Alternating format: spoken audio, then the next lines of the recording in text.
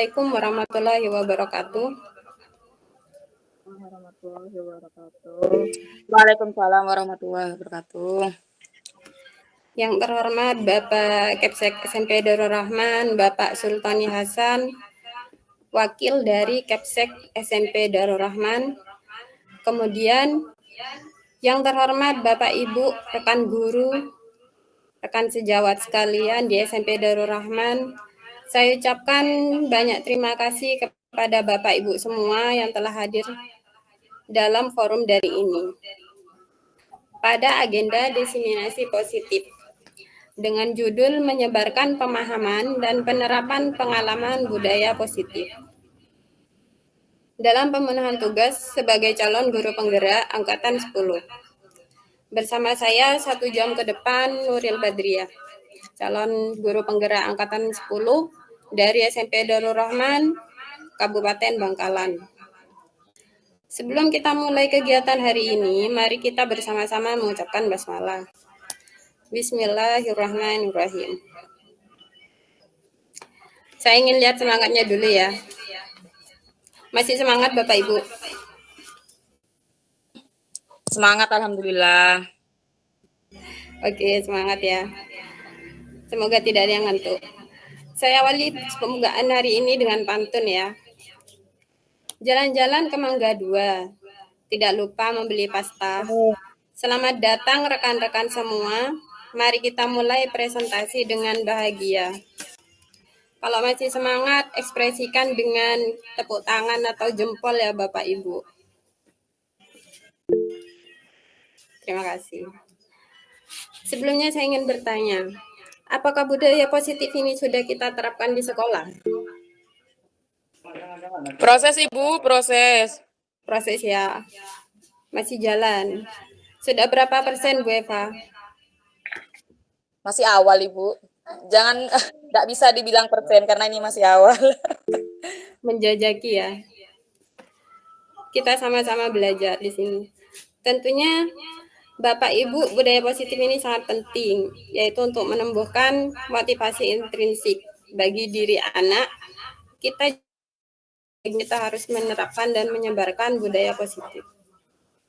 Jangan cuma di sekolah, tapi harus kita bawa ke lingkungan kita, yaitu di masyarakat dan di rumah juga. Selain itu, budaya dapat kita dengan tujuan murid kita itu bisa berbudi luhur, berakhlak mulia yang pastinya dengan pemikiran Ki Hajar,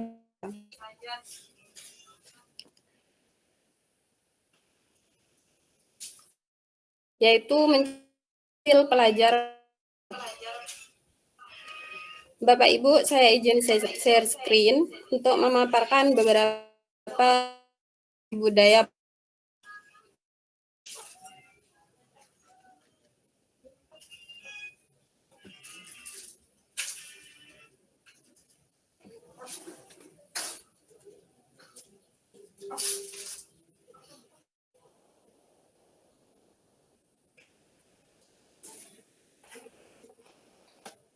Sudah nampak Pak Ibu?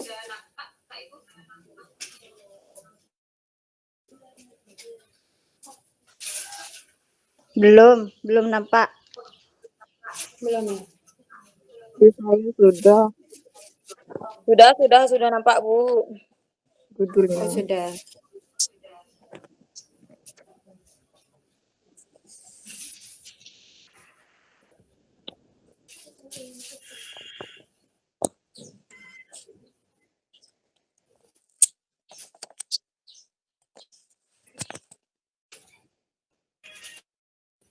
Oke, kita mulai dengan yang pertama, yaitu konsep inti dari budaya positif. Di sini ada perubahan paradigma belajar, disiplin positif, nilai kebajikan, manusia,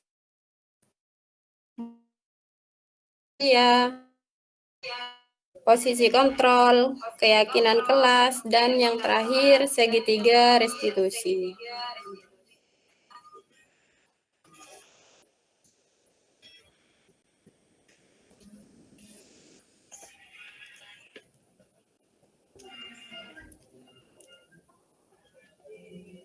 Sudah mengenal semua ini Bapak Ibu?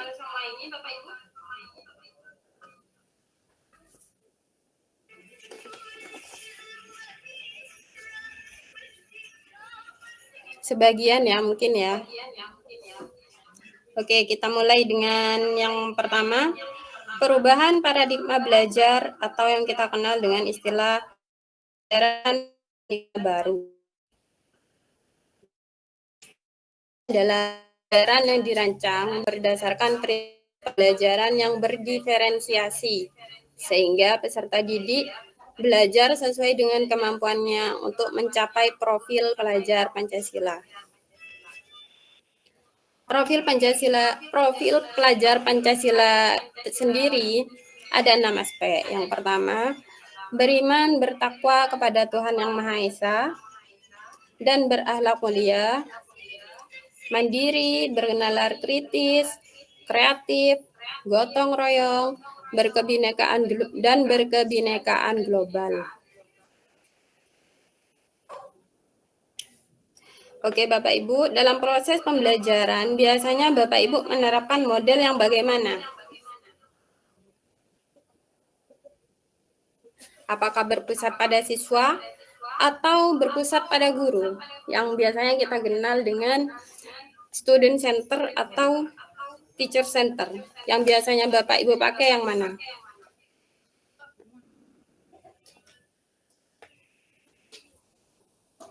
Halo Bapak Ibu. Iya Ibu, iya. Maaf di sini Yang agak sedikit suaranya terputus-putus. Hujan ya di Bangkalan Bu Eva. Mendung Bu, makanya kalau mendung entry di sini kadang rada-rada ini.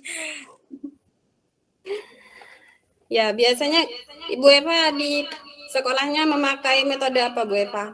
Metode teacher center atau student center?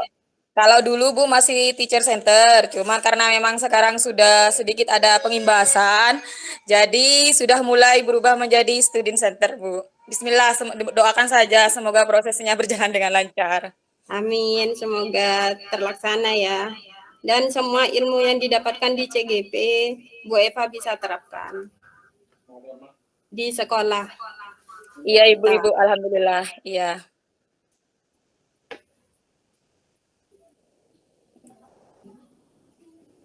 Kemudian idealnya kita ini menggunakan prinsip yaitu yang sesuai dengan filosofi KHD untuk sekarang ini.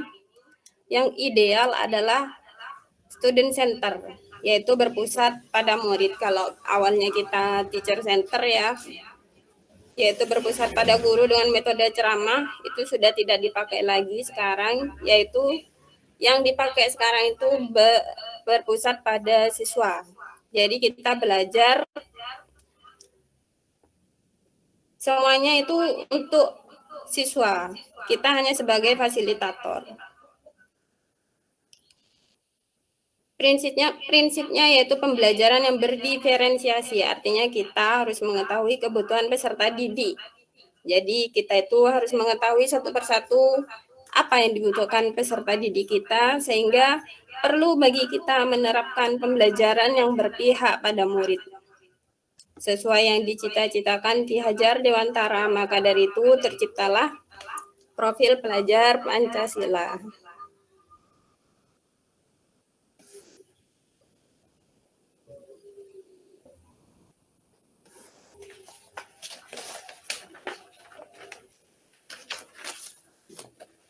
Selanjutnya, di sini ada miskonsepsi teori kontrol.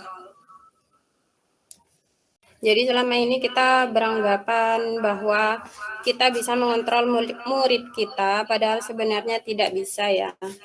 Yang bisa mengontrol kita ya kita sendiri. Begitupun peserta didik, yang bisa mengontrolnya ialah dirinya sendiri. Maka dari itu disebut miskonsepsi atau ilusi.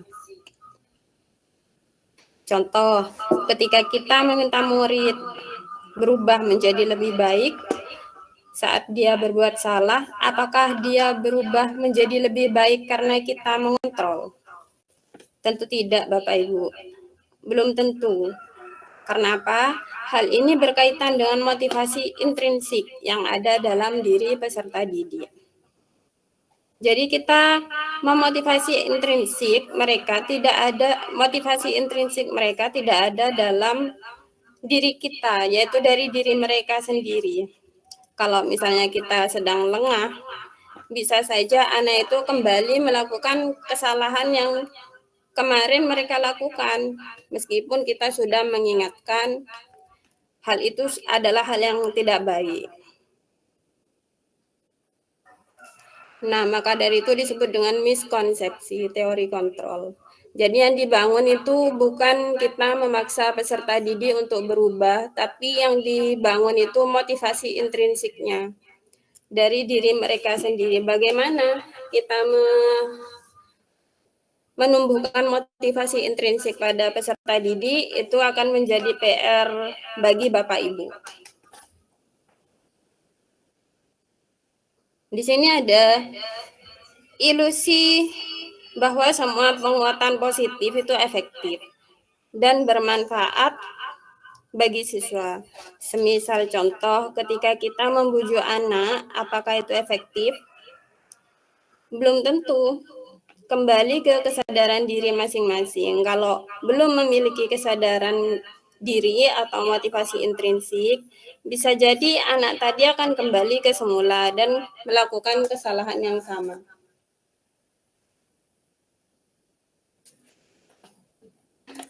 Kemudian ada lagi ilusi bahwa penguatan karakter, ilusi bahwa penguatan karakter, ilusi bahwa kritik dan membuat rasa bersalah mampu menguatkan karakter. Pada saat kita mengkritik siswa atau membuat siswa merasa bersalah, rasa yang timbul dalam diri anak ialah rasa takut, bukan rasa motivasi diri dalam siswa.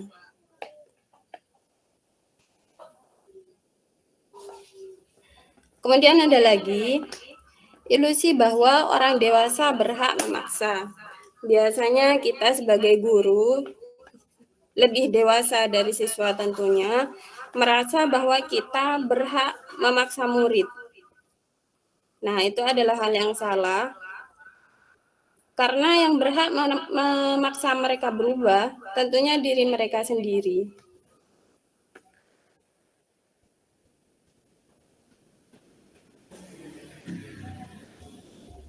Nah, kita lanjut pada mengubah paradigma stimulus respon ke pendekatan teori kontrol. Kalau dulu kita mengenal stimulus respon ya, dan sekarang sudah berganti menjadi teori kontrol. Perbedaannya ialah kalau dulu kita mencoba mengubah orang agar berpandangan sama dengan kita. Kemudian sekarang kita berusaha memahami pandangan orang lain tentang dunia.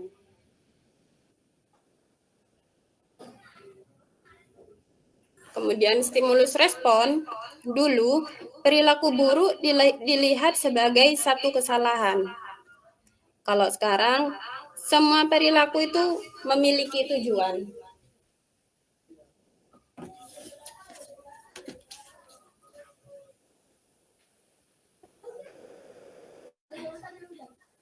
Dulu orang lain bisa mengontrol saya.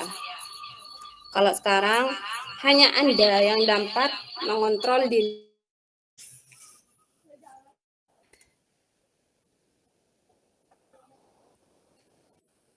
Saya bisa mengontrol orang lain, nah itu stimulus respon.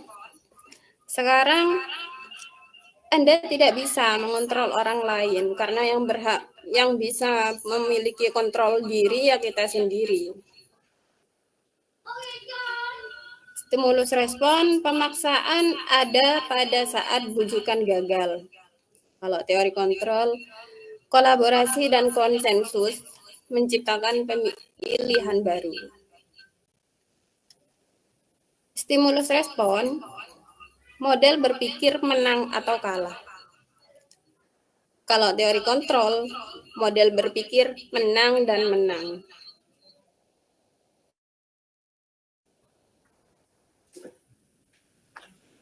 Nah, selanjutnya, disiplin positif. Biasanya identik dengan peraturan ya kalau disiplin positif. Kita ubah yang dulunya istilah peraturan, kita ubah menjadi disiplin positif.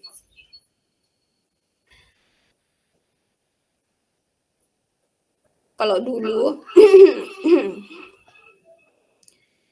peraturan bahwa harus disiplin. Padahal tidak ya Bapak Ibu. Disiplin itu artinya mengacu pada disiplin diri. Artinya dia memiliki tanggung jawab atas apa yang dia lakukan berdasarkan nilai-nilai yang diyakini. Jadi disiplin di sini pada saat kita meyakini nilai-nilai, misalnya seorang anak ingat bahwa dia punya PR atau pekerjaan rumah, lalu dia mengerjakan. Nah, di situ ada nilai-nilai. Nilai apa Bapak Ibu? Tanggung jawab ya. Jadi kembali lagi pada kesadaran diri. Jika hal ini berlangsung dan terus-menerus, maka akan tercipta disiplin positif. Ada contoh lagi, misalnya anak disuruh ke sekolah, jam 7 masuk, jam 7.15 masuk, anak itu datang jam 7, atau sudah ada di sekolah, dan anak-anak itu hadir sebelum jam 7.15. Apakah Bapak Ibu yakin anak kita itu sudah nurut atau memiliki kesadaran diri? Atau hanya takut terhadap hukuman? Kan kita tidak tahu ya. Jangan-jangan mereka hanya takut karena ancaman Bapak Ibu, takut dihukum. Jadi mereka bukan karena kesadaran dirinya, hanya takut oleh ancaman atau hukuman.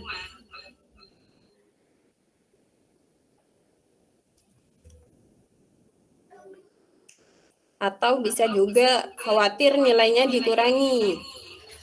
Khawatir juga orang tuanya dipanggil oleh guru BK, kan bisa jadi ya. Jadi sebagai pendidik, tujuan kita adalah menciptakan peserta didik yang memiliki disiplin diri. Sehingga mereka berperilaku yang mengacu pada nilai-nilai kebijakan universal.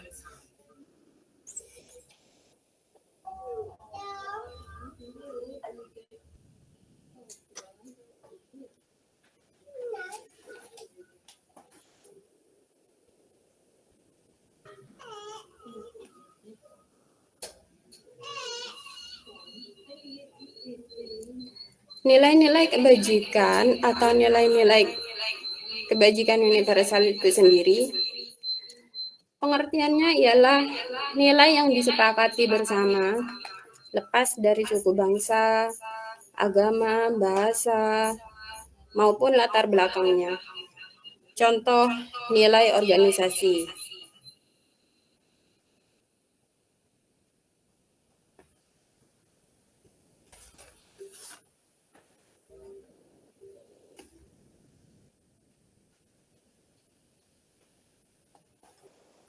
Profil pelajar Pancasila. Yang pertama yaitu beriman, yang 6 aspek tadi ya, beriman dan bertakwa kepada Tuhan Yang Maha Esa, berakhlak mulia, mandiri, kreatif, gotong royong, bernalar kritis, berkebinekaan global. Jadi kita seharusnya memiliki nilai-nilai kebijakan, misal profil pelajar Pancasila. Nilai yang terkandung di sana harus diyakini siswa. Nilai ini sudah menyeluruh dan bermanfaat bagi siswa tentunya.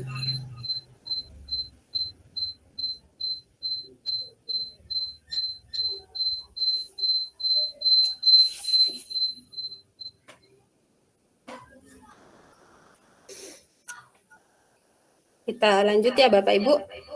Kebutuhan dasar manusia. Nah, tadi sudah sampai pada nilai-nilai kebajikan, kita ke aspek selanjutnya, yaitu kebutuhan dasar manusia. Pengertian kebutuhan dasar manusia itu sendiri adalah sesuatu yang kita lakukan untuk mendapatkan apa yang kita inginkan. Seluruh tindakan yang kita lakukan memiliki tujuan tertentu. Itu supaya kebutuhan dasar kita terpenuhi, terutama pada peserta didik ya. 5 kebutuhan dasar manusia. Yang pertama, bertahan hidup. Kedua, kasih sayang. Yang ketiga, kebebasan.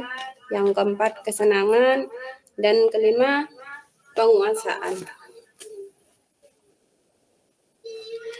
Bertahan hidup. Jika kita temui di kelas, ada anak yang tidur-tiduran misalnya ya, kan sering ya Bapak Ibu ya, mengantuk, apakah akan langsung kita marahi? Misalnya ada siswa yang tidur di kelas, tentu jangan ya Bapak Ibu ya. Bisa jadi kebutuhan dasar anak tersebut tidak terpenuhi dari rumahnya. Misal, dia belum sarapan, belum minum susu, atau rumahnya kebanjiran. Kan kita tidak tahu ya. Maka jangan langsung dijudge anak itu. Kita tanyakan dulu, nanti kita akan mengetahui tahap-tahap seperti ini pada bab di paling belakang. Tadi kita sebutkan yang terakhir yaitu segitiga restitusi namanya. Kemudian kebutuhan manusia, dasar manusia yang kedua yaitu kasih sayang. Misal kita temui anak yang suka menyendiri, kan pasti ada ya Bapak Ibu ya. Tidak suka berkelompok. Hal semacam itu bisa saja karena 5 kebutuhan dasar manusia dari anak tersebut juga tidak terpenuhi. Kasih sayang atau rasa diterimanya belum dia dapatkan di sekolah. Kan anak itu kalau belajar juga butuh dikasih sayang ya, bukan hanya diomel-omelin oleh gurunya. Dia juga berhak. Itu adalah sebuah kebutuhan dasar manusia, setiap manusia. Terutama peserta didik. Mendidik dengan kasih sayang itu perlu. Kemudian rasa diterima dia itu kadang juga tidak terpenuhi, makanya dia tuh suka menyendiri di kelas. Kan pernah ada ya, siswa itu geng-gengan. Jadi kalau bukan selevel itu tidak dianggap teman, itu bisa jadi itu.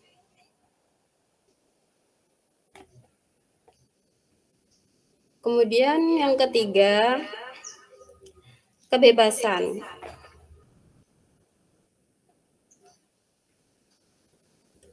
Seorang guru harus punya inovasi, jangan merampas kebebasan siswa. Sebab siswa kadang merasa bosan belajar di kelas.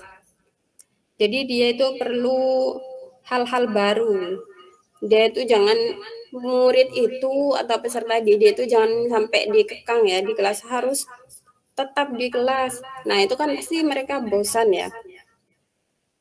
Kita sebagai guru harus punya inovasi atau berinovasi, inovatif ya sebagai guru. Misalnya kita bawa ke luar, kan sekarang itu profil pelajar Pancasila itu penerapannya banyak di luar ya Bapak Ibu ya. Jadi tetap belajar meskipun ada di luar. Nah, itu kebutuhan dasar peserta didik dari aspek kebebasan. Jadi tidak melulu di kelas supaya anak itu tidak bosan. Kemudian ada lagi kesenangan. Jangan melarang anak ketika belajar dan tertawa di kelas. Kadang anak-anak itu kan merasa ada sesuatu yang lucu, lalu dia tertawa, terus kita marahi anak itu. Aslinya, sifat anak itu ingin belajar dengan rasa senang,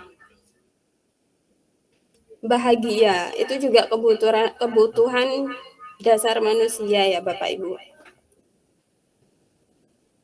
Jadi kita itu misalnya sebagai guru berinovasi, kita terapkan anak itu belajar sambil bermain.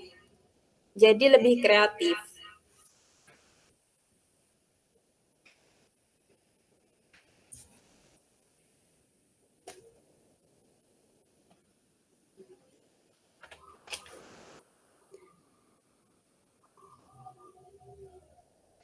Kita lanjut. Motivasi perilaku manusia. Di sini ada 3 motivasi perilaku manusia. Yang pertama, untuk menghindari ketidaknyamanan atau hukuman. Yang kedua, untuk mendapat imbalan atau penghargaan dari orang lain. Yang ketiga, untuk menjadi orang yang mereka inginkan dan menghargai diri sendiri dengan nilai-nilai yang mereka percaya. Jadi, motivasi diri manusia itu kadang ada yang tidak nyaman, untuk menghindari hukuman, hanya ingin dipuji, bukan dari nilai-nilai yang mereka yakini atau yang mereka percaya. Namanya manusia pasti beragam ya Bapak Ibu.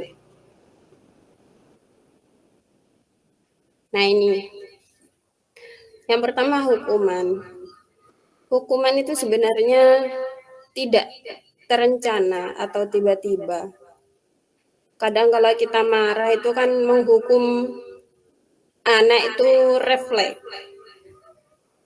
Kamu harus berdiri atau menyuruh mereka lari 50 kali lapangan, kan seperti itu ya. Meskipun sebenarnya itu tidak efektif. Kembali lagi ke motivasi intrinsik.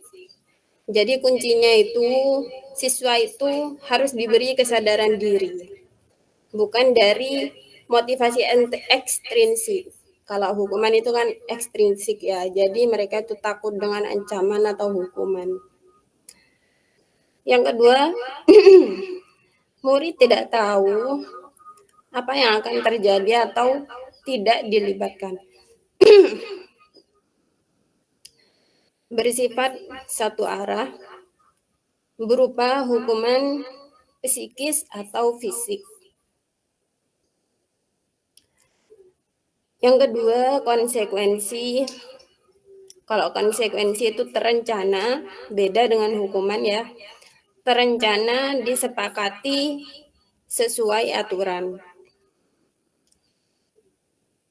Murid dibuat tidak nyaman. Kemudian sikap guru selalu memonitor murid. Itu konsekuensi, perbedaan konsekuensi dan hukuman. Yang ketiga, restitusi.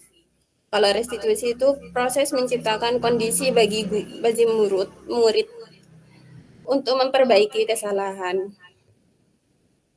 Dan proses kolaboratif yang mengajarkan pada murid untuk mencari solusi sendiri, itu restitusi.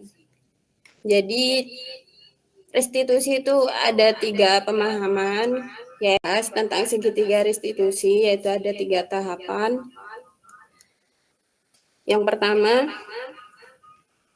tentang identitas anak, kemudian memvalidasi tindakan yang salah, baru kita merestitusi anak. Nah, di sini kita mengenal 5 posisi kontrol guru. Posisi kontrol guru ada 5. Yang pertama penghukum, kemudian pembuat rasa bersalah, teman, pemantau, kemudian manajer.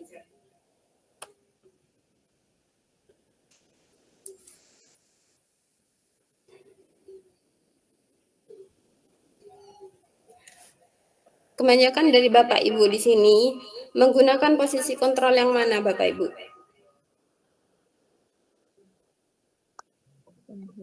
Semuanya sepertinya pernah. Semua ya. Dan Penghukum. yang paling yang bagus itu yang mana menurut Ibu? Yang bagus itu sepertinya yang manajer. Ya, manajer ya paling benar ya. Sebagai manajer siswa. Penghukum biasanya menggunakan hukuman fisik atau verbal. Kemudian bisa misalnya ya menghardik, menunjuk-nunjuk. Ada yang lebih menyakiti dari hal itu, menyindir. Nah, itu kenanya ke mental ya. Dampak bagi siswa seorang guru penghukum itu sebenarnya tidak baik. Bisa jadi siswa itu membenci guru tersebut. Nah, itu merupakan kontrol negatif ya sebenarnya penghukum itu. Kita berpikir kadang siswa itu tidak akan mengulanginya lagi, padahal efeknya itu tidak baik untuk siswa. Siswa itu bisa mengingat-ingat hal itu di sangat panjang, tidak mudah untuk melupakan, dan bisa dia dendam sama guru tersebut. Makanya ini tidak disarankan ya untuk di zaman sekarang. Kemudian yang kedua, pembuat rasa bersalah. Pada posisi ini, biasanya guru akan bersuara lebih lembut. Biasanya dilakukan pembuat merasa bersalah itu biasanya berceramah, menunjukkan kekecewaan yang dalam supaya murid itu merasa dia itu bersalah. Dampak bagi siswa akan merasa rendah diri, merasa gagal, dan tidak berharga. Ini juga tidak disarankan ya Bapak Ibu. Yang ketiga, teman. Posisi kontrol guru sebagai teman tidak akan menyakiti siswa, namun selalu berupaya mengontrol siswa melalui pendekatan persuasi, mengajak, artinya memposisikan dirinya sebagai teman. Yang biasanya dilakukan posisi sebagai teman adalah membuat alasan-alasan untuk siswanya. Dampak pada siswa adalah siswa akan tergantung, tidak mandiri, tidak bisa memutuskan keputusan sendiri.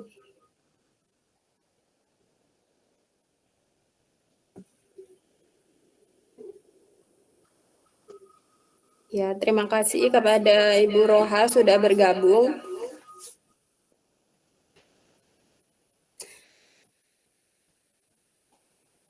Ibu Nur Afifah, ada yang ingin ditanyakan? Iya Bu, saya ingin bertanya. Sebentar ya, saya itu dulu ya Bu. Saya screenshot dulu.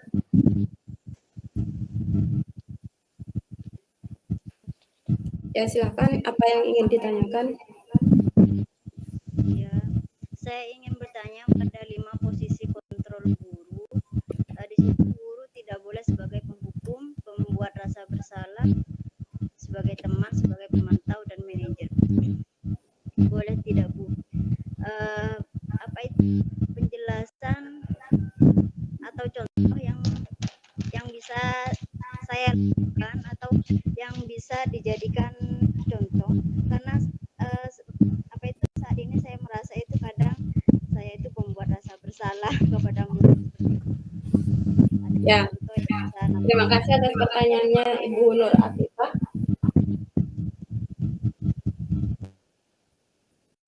Kurang contohnya itu Bu.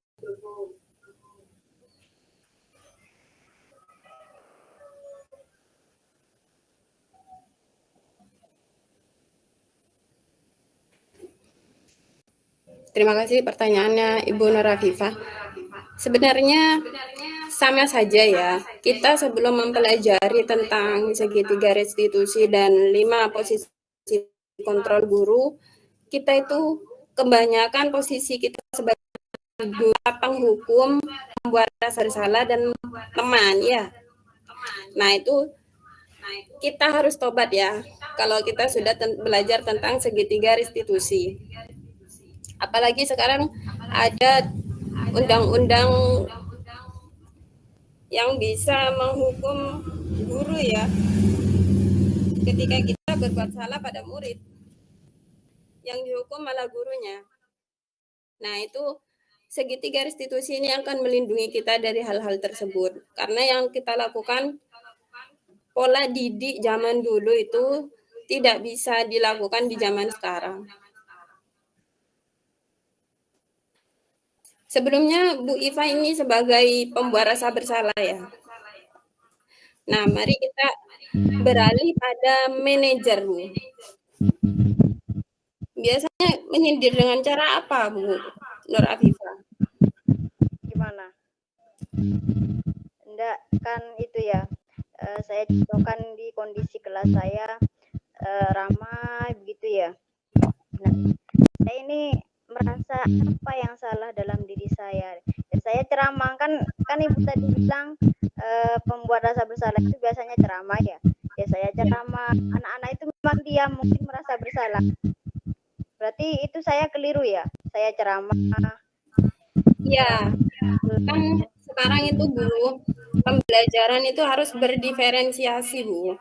Dan metodenya juga harus bervariasi, kurikulumnya juga berubah ya Bu. Kalau ceramah itu kan metode zaman dulu ya, dari zaman dulu. Nah sekarang untuk membentuk profil pelajar Pancasila itu guru harus memenuhi 6 aspek tadi. Dan sebelum itu kita harus gurunya dulu memiliki posisi kontrol, kemudian siswanya harus memiliki motivasi intrinsik. Nah, bagaimana cara kita? Tentunya kembali lagi ke apa yang saya bilang tadi, Bu. Kita harus menumbuhkan motivasi intrinsik dalam diri siswa. Bukan membuat dia merasa bersalah atau memaksa dia berubah, karena yang membuat mereka berubah itu adalah diri mereka sendiri. Jadi harus disadarkan dulu muridnya ya. Memang butuh proses, Bu, tidak instan.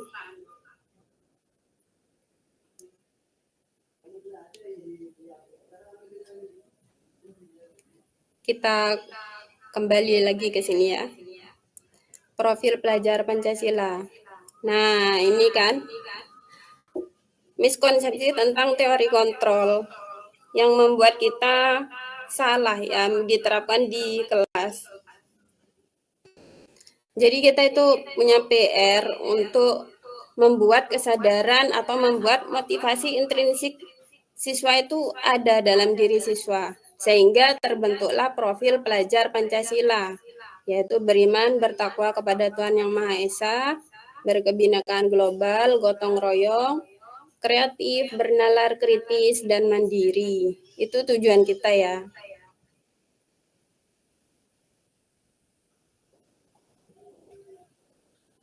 Nah, posisi 1, 2, 3 ini sudah tidak disarankan. Pemantau dan manajer ini boleh Bapak Ibu, dan paling bagus adalah manajer. Kenapa posisi teman itu meskipun halus tapi tidak disarankan? Guru pada posisi ini biasanya di mana guru berbuat sesuatu bersama siswa, mempersilahkan siswa bertanggung jawab atas perilakunya, serta mendukung siswa agar menemukan solusi atas permasalahannya sendiri. Nah, begitu Ibu Nur Afifah. Maka dari itu kita harus berubah ya menjadi pemantau, menjadi posisi kontrol guru yang posisinya manajer. Yang dilakukan guru pada posisi manajer biasanya mengajukan pertanyaan-pertanyaan terkait nilai kebajikan yang telah diyakini, atau pertanyaan yang berkaitan dengan solusi yang ditempuh terkait dengan pelanggaran yang dilakukan siswa. Bu Afifah bisa itu loh membuat keyakinan kelas, kesepakatan kelas Ibu. Biasanya di kelas itu kan ada kesepakatan kelas itu apa saja. Nah, nanti ketika Ibu menemukan kesalahan pada anak, lakukan langkah-langkah segitiga restitusi. Tanyakan kesepakatan kelas apa yang kamu langgar. Biasanya rame di kelas ya Bu ya. Misalnya rame di kelas kan kasusnya ya. Nah, Ibu tanyakan pada anak tersebut, kenapa rame di kelas?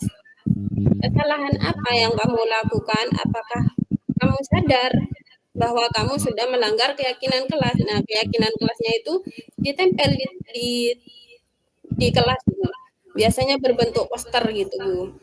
Nah, di situ nanti ketika anak ditanyakan hal itu, maka dia akan sadar diri bahwa dia sudah melanggar keyakinan kelas. Nah, keyakinan kelas yang ada. Nah, setelah itu Ibu tanyakan, kalau sudah tahu kesalahannya, nanti apa yang akan kamu perbaiki? Apa yang akan kamu lakukan ke depannya? Nah, jadi di situ anak bertanggung jawab dan mulai berpikir dengan kesalahannya sendiri. Begitu Ibu Nur Afifah. Iya, Dan dia juga menemukan solusinya sendiri, Bu, karena kita hanya bertanya posisinya.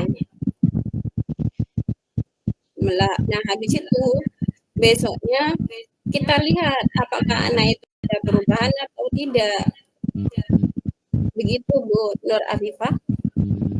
iya.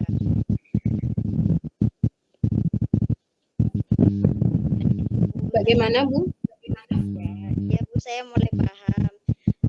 Untuk keyakinan kelas, saya memang belum mengubah karena masih tahun ini, tahun ajaran baru ini pakai kurikulum merdeka. Ya, semoga terlaksana ya Bu. Insya Allah. Oke, kita lanjut di sini. Contoh penerapan posisi kontrol guru. Nah, di sini ada kasus nih.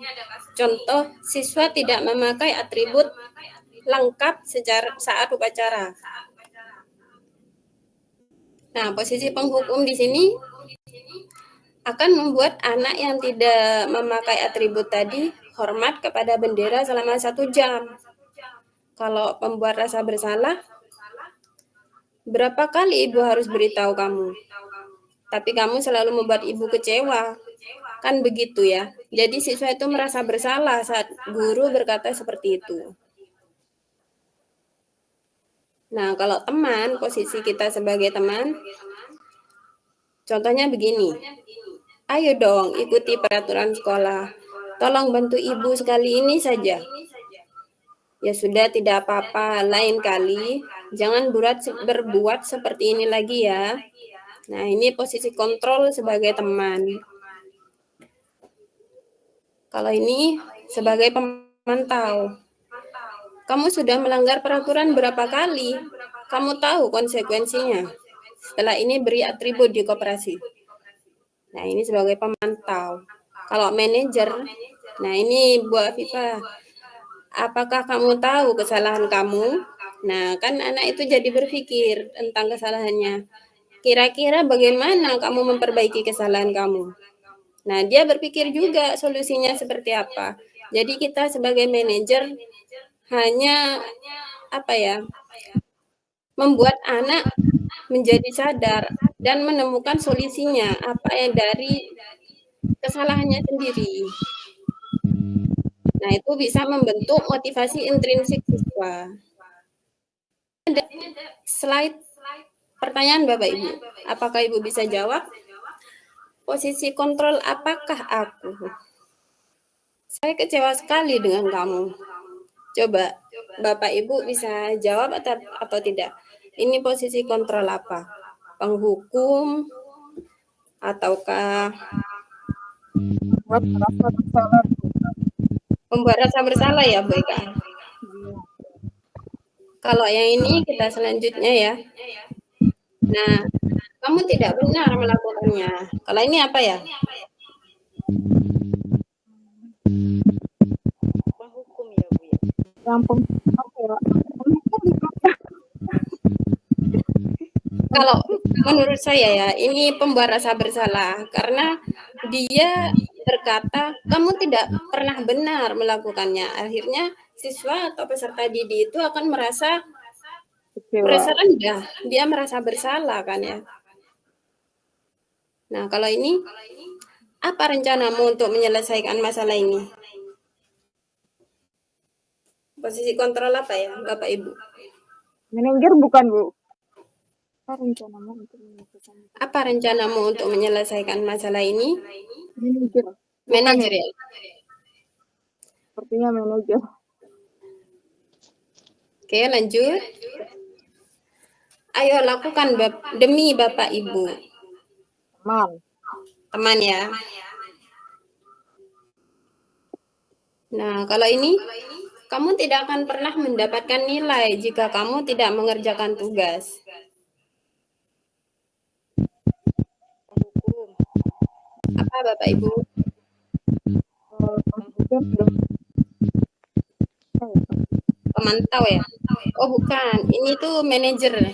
Kamu tidak akan mendapatkan nilai jika kamu tidak akan mengerjakan tugas. Nah, Bukan ancaman itu ya, Bu ya. ancaman. Kalau ancaman itu lebih ke penghukum ya. Ini pemantau kayaknya ini. Kamu tidak akan pernah mendapatkan nilai jika kamu tidak mengerjakan tugas. Nah, konsekuensinya kan dia tidak mendapatkan nilai. Jadi guru hanya memantau. Nah, ini Bu Afifah berkaitan dengan keyakinan kelas tadi. Mengapa keyakinan kelas? Mengapa bukan peraturan? Kalau dulu kan peraturan ya. Sekarang itu istilahnya kita ubah dengan keyakinan kelas atau kesepakatan kelas. Karena bersifat abstrak, berupa pernyataan universal. Maaf ini salah ketik ya. Dibuat dalam bentuk pernyataan positif sesuai dengan kondisi kelas, semua warga kelas dilibatkan. Nah, ini loh segitiga restitusi, Bu. Yang pertama itu menanyakan keyakinan. Oh, salah. Menstabilkan identitas. Kemudian validasi kesalahan, baru kita menanyakan keyakinan. Nah, ini disebut dengan segitiga restitusi. Dari menstabilkan identitas, menyadarkan anak tersebut bahwa identitasnya dia sebagai peserta didik. Baru kita tanyakan tentang kebutuhannya atau kesalahannya. Kesalahannya apa? Baru kita tanyakan pada dia. Keyakinan kelas apa yang sudah dilanggar? Nah, kedepannya kamu akan melakukan hal apa untuk memperbaiki kesalahan kamu? Nah, ini teknik yang kita lakukan dan kita terapkan saat ini sesuai dengan zamannya, Bapak Ibu. Jadi tidak ada lagi penghukum, membuat rasa bersalah, teman, ataupun pemantau. Yang ada itu manajer. Dan melalui segitiga restitusi ini, kita menyadarkan anak. Jadi anak akan tumbuh motivasi intrinsik. Nah, ini Bapak Ibu, menstabilkan identitas berdasarkan prinsip membuat kesalahan adalah bagian dari proses pembelajaran. Bahwa berbuat salah itu wajar, tidak ada manusia yang sempurna. Ibu atau bapak juga pernah melakukan itu. Ibu atau bapak tidak mau mencari tahu siapa yang salah, tapi di sini kita cari solusi bersama. Kamu berhak merasa begitu. Nah, ini kata-kata atau pernyataan yang bisa Ibu lontarkan, Bapak Ibu lontarkan kepada anak ketika di tahap validasi tindakan yang salah. Kamu pasti punya alasan mengapa melakukan hal itu. Nah, nanti kan peserta didik akan menjawab, alasannya apa? Misalnya anak itu telat, alasannya kenapa dia telat? Ketika Bapak Ibu berkata, kamu pasti punya alasan melakukan hal itu. Nah, dia kan punya alasan. Atau bisa menanyakan, padahal kamu bisa melakukan hal ini, hal lebih buruk dari ini ya. Kamu patut bangga karena kamu sudah melindungi sesuatu yang penting buatmu. Nah, tahap ketiga dari segitiga restitusi itu menanyakan keyakinan. Keyakinan kelas apa yang sudah kamu langgar? Apa keyakinan kelas kita? Nilai-nilai apa yang sudah disepakati bersama? Kan keyakinan kelas itu dibuat dengan kesepakatan bersama satu kelas ya Bapak Ibu. Nah, seperti apa gambaran kelas ideal kamu? Kamu ingin menjadi orang yang seperti apa?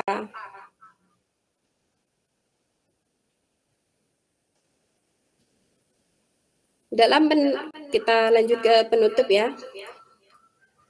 Dalam penerapan disiplin positif, hendaknya guru memiliki standar kepribadian profesional dan sosial yang baik, di mana guru mampu merefleksi dirinya dalam posisi kontrol saat ini, yaitu sebagai among atau manajer.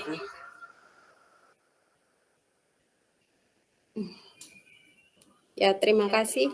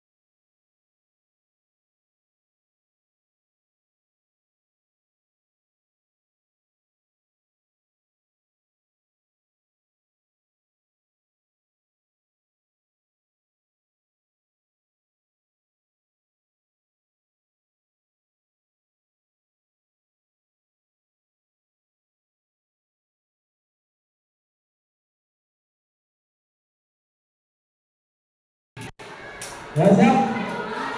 Oke, 1-1. Pak Imam ambil poin.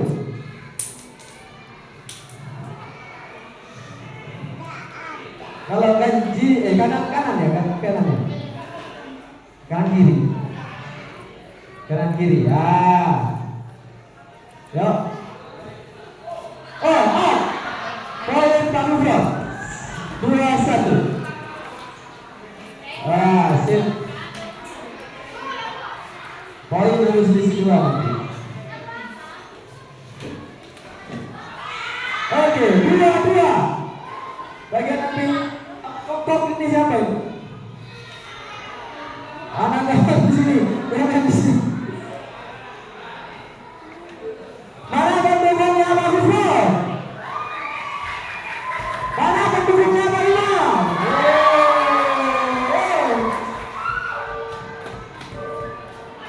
Wah, Pak Imam ambil nih.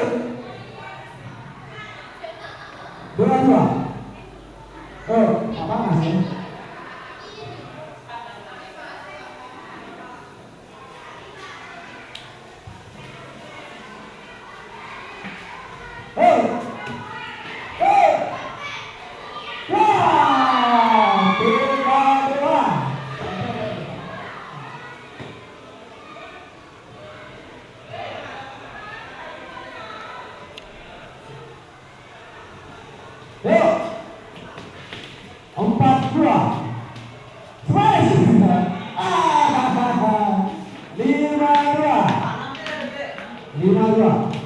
Sudah dulu. Oke, kita balik ke belakang. Nah, oke. Ini simulasi jadi hanya 5 ya. Jadi harus ini. Dalam 2 di sini.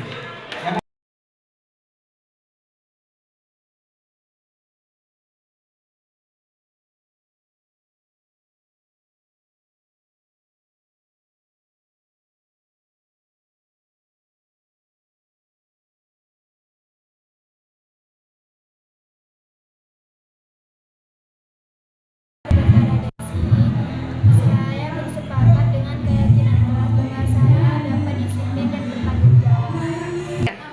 Assalamualaikum warahmatullahi wabarakatuh. Perkenalkan nama saya Desila. Saya senang dengan keyakinan kelas karena bisa membuat saya lebih teladan. Sudah berkata, saya senang membuat keyakinan kelas karena membuat saya jadi siswa yang